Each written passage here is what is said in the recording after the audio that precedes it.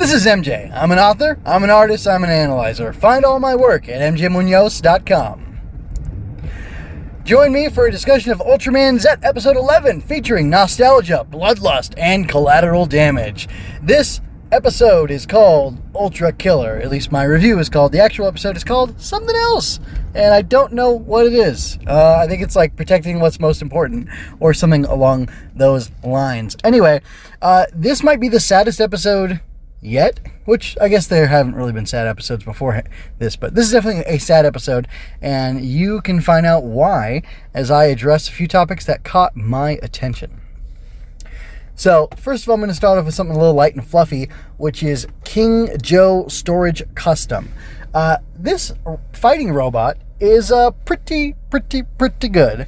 I was impressed, or I am impressed by how it looks. It's funny that we get this awesome preview of King Joe in this episode, but not until next episode do we actually see him in full action, and it's impressive. So it's a cool mech.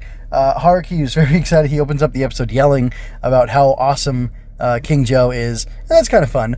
And then we get then things kind of go downhill from there.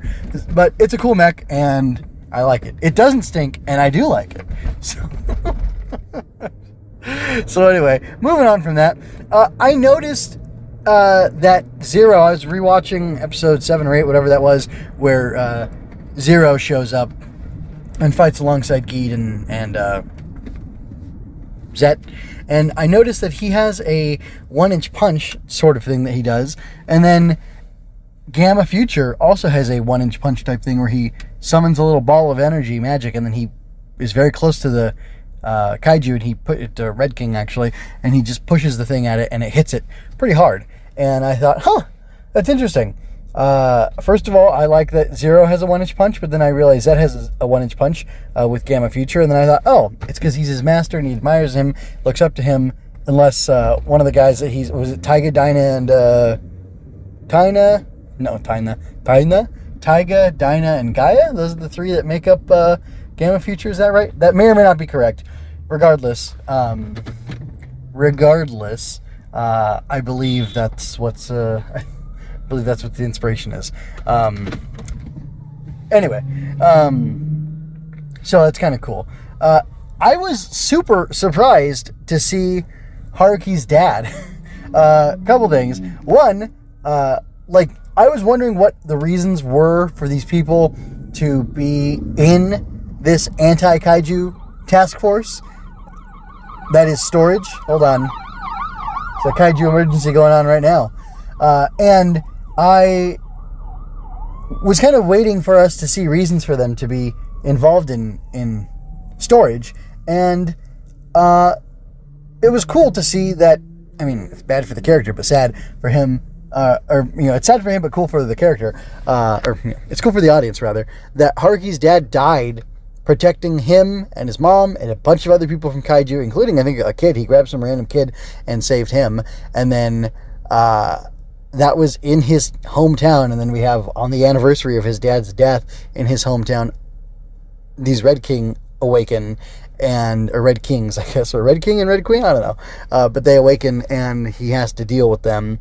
And, man, that was rough. And I got to tell you, that sepia tone and just, I don't know, man. It's just seeing Kid Haruki, when his dad disappeared and was gone for a long beat, getting that ball, it scared me, and I thought, oh no, his dad just died. What happened to him?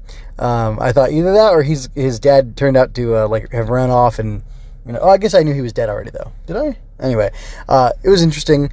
I like Haruki's dad. He's like a real man's man, and it's super ironic that his mom's like, oh, you're so manly, my manly little baby, you've all grown up. And he's like, Mom, no one thinks I'm a super tough guy. Which is, it's funny and cute and kind of ironic because, he may not be looked at and universally accepted as a super tough guy, but, he's got his martial arts prowess, and he does, professional fighting of kaiju as a career. So that's just kind of interesting. The moment, though, where Haruki kills the Red King, and then he has the realization that he killed a father kaiju protecting its baby, he understandably has this crisis because, in effect, based on the visual language and everything that we saw in this episode, he basically killed his dad. He was the kaiju that killed his father, because that's just how the visual language works. I think you see the parallels of this man risking himself to protect his son and wife and other children, other children who don't belong to him, and the way he runs off to fight the kaiju. It's just, I feel like it's very much mirrored by the father, Red King, going out to fight against Haruki, or Zett rather, and just, that's really interesting and really tragic and sad. And it's something intense, and I think that the humanity of the kaiju, if you can say kaiju have humanity, was something that struck Haruki, and I think that's what really wrecked him and stopped him from being able to continue to fight like he had previously. And I think that's a really interesting move, and I really like that they went there, and I think it's an interesting and bold choice.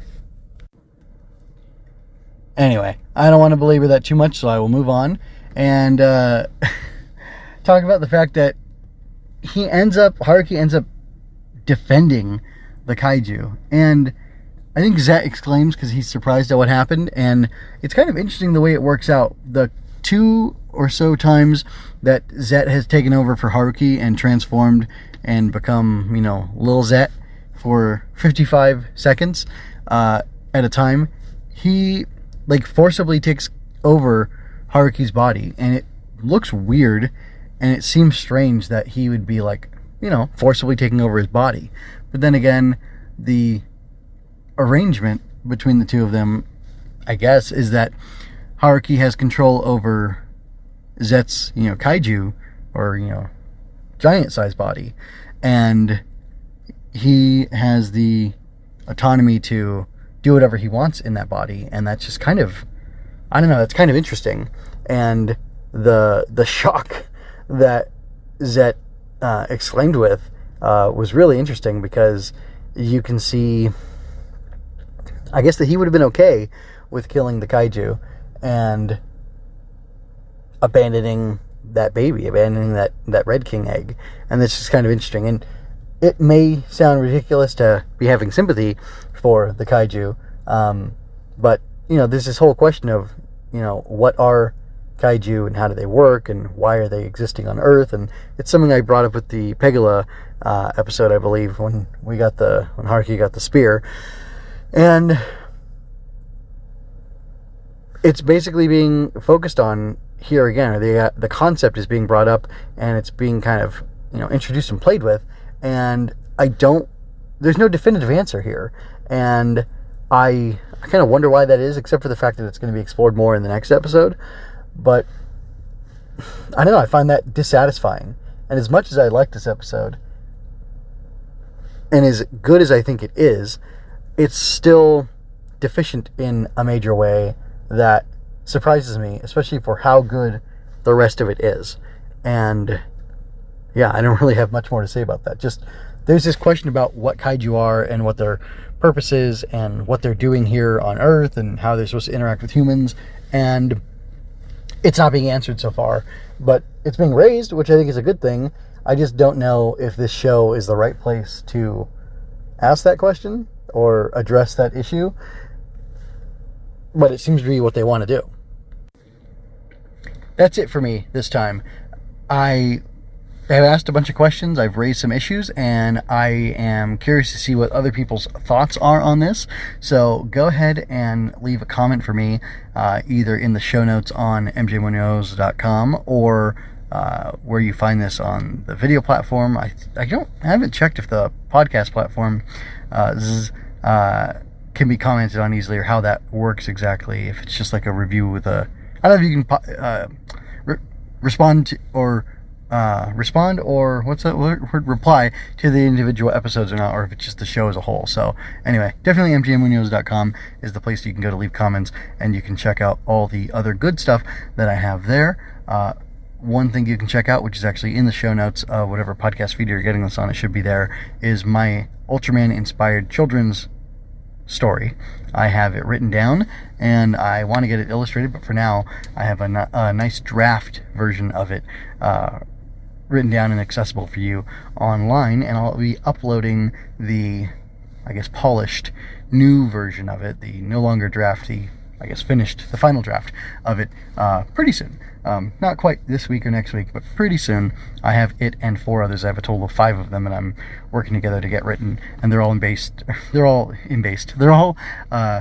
on and inspired by different tokusatsu stuff. So you can check all that out. You know where. So with that, this is MJ signing out. I hope you enjoyed that. Go to mjmunoz.com to leave any questions, comments, or other feedback you might have. There you can find all of my analysis, art, and fiction. I cover books, tokusatsu, comic books, anime, and more. Look around. You're sure to find something else that you'll enjoy as well. This has been a Story Over Everything production.